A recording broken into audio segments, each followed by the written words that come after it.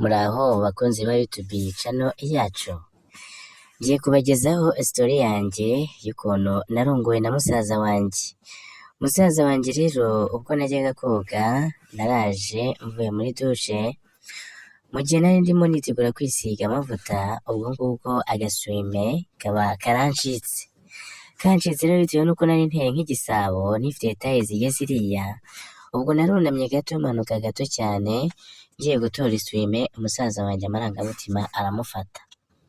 Musaza wanjye ngize ngo ndebe ku ruhande nsanga bore yahagurutse.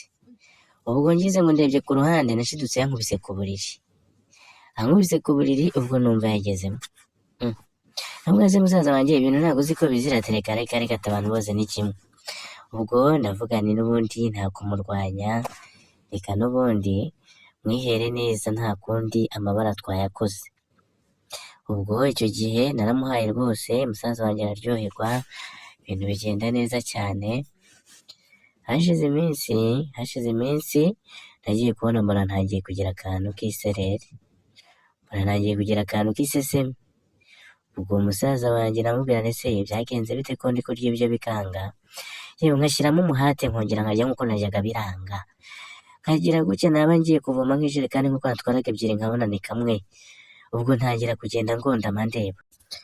Ubwo musaza wanjye yambona ibyo ndi kwikora we dore ko yari mukuru n'undi andutaho gato, yandushaga imyaka 2 we yari abizi.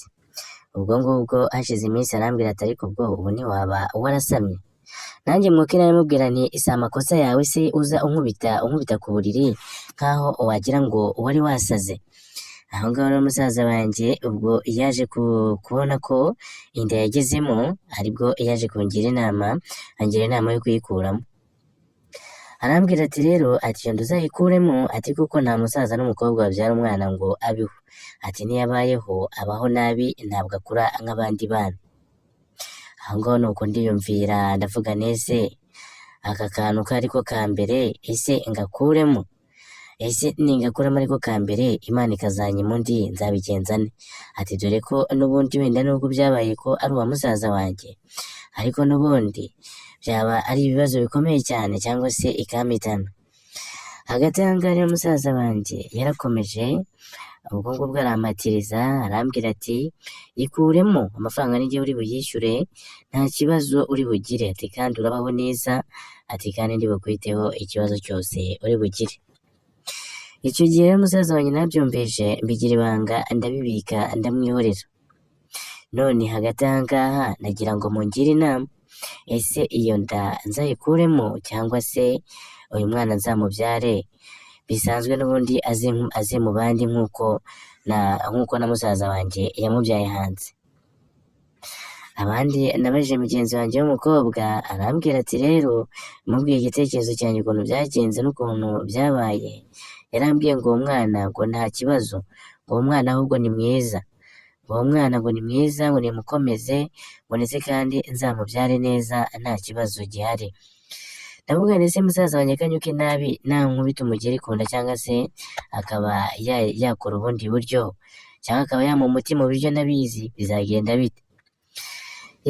Yangiriye inama arambwira ati musaza uzamwuka inabi umubwire yuko ibyo bidashoboka, kandi umubwire ko nta gihe ufite, umubwire yuko kandi amabara yakoze n'ubundi ibyo ngibyo ntaho bihuriye, ndetse aziturize kuko umwana ntabwo azamenya ibyo ari byo.